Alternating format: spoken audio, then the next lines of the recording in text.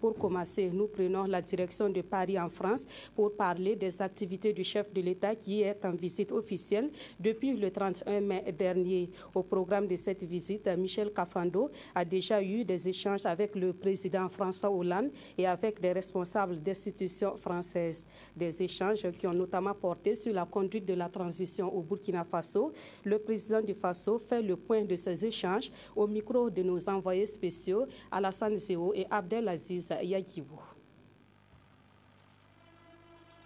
Sur le plan du programme de la transition, nous avons reçu de la part du président français des félicitations et aussi des encouragements à aller de l'avant et faire en sorte que les élections que nous projetons pour octobre prochain puissent être menées dans de très bonnes conditions, de façon à ce que l'exemple du Burkina serve non seulement dans la sous-région, mais de façon générale en Afrique.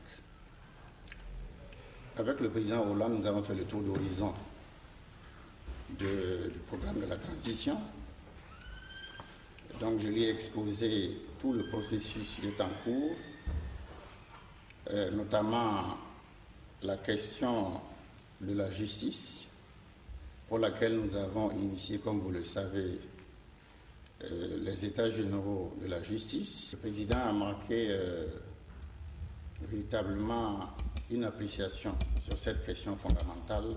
Et naturellement, j'ai demandé au président de continuer à nous aider, ce qu'il a promis de faire, parce que nous aurons toujours besoin de l'appui de nos amis, de ceux qui comprennent le sens du changement intervenu au Burkina Faso pour pouvoir véritablement relever le défi, à savoir organiser des élections libres et transparentes.